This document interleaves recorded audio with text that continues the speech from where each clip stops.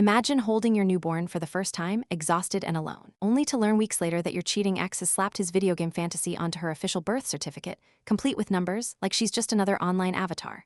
My ex-boyfriend Jake and I broke up when I was 8 months pregnant. It was total chaos. He cheated, lied about it all, and gaslit me for months until I felt like I was losing my mind. But we did agree on one thing: we'd co-parent our baby girl no matter what. Early on, we chose her name together. Rose, simple, sweet, and special to us both. It was Jake's grandmother's name and my middle name too. We talked about it endlessly, picturing how it'd suit her, how she'd make it her own. When labor hit, Jake wasn't there. He'd promised to be by my side, but he texted that his car had broken down and he couldn't get to the hospital. It stung, but honestly, I wasn't shocked. Showing up wasn't his thing. The delivery dragged on, tough and draining, but the moment they laid my daughter in my arms, the world felt right again. A nurse shoved some forms my way to sign. I was wiped out, tears streaming, so I just scrawled my name wherever she pointed. 3 days later, Jake texted, "Hey, I handled the birth certificate stuff. Congrats on our girl." I shrugged it off, thinking he just grabbed his copy or whatever.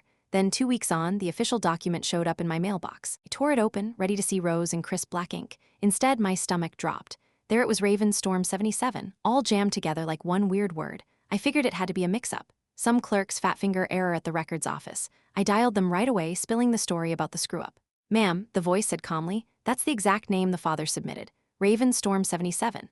I dropped the phone and speed dialed Jake, my hands trembling with fury. "What the actual hell did you do?"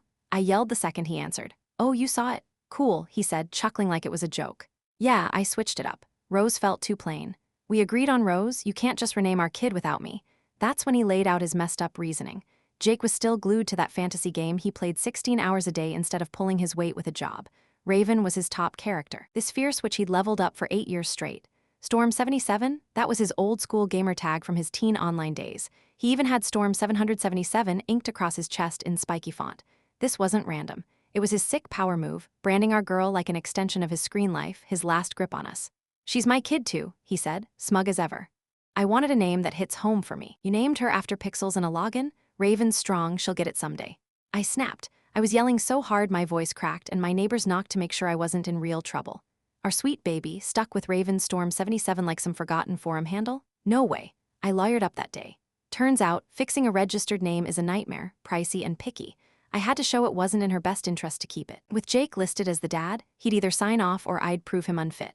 He dug in his heels, got his own attorney, and spun it like I was erasing his dad rights. In court, he pushed that Ravenstorm 77 was one of a kind and would make her shine. The judge's face said it all. He looked ready to boot Jake right through the wall once the full tale came out. The fight dragged 9 months and drained $8,000 from me. I slung plates double time at the diner, missing bedtime stories just to fund the war for a normal name. At last, the judge sided with me. He ruled flat out that tagging a kid with game aliases and digits wasn't right. It'd invite bullying and hassle she didn't deserve. When the fresh certificate arrived, Rose etched clear and true, I sobbed harder than at her birth. By then, she was 2, babbling her name like a song. Jake still calls her Raven on his weekend pickups. She's Rose to the world, and that's the win that matters.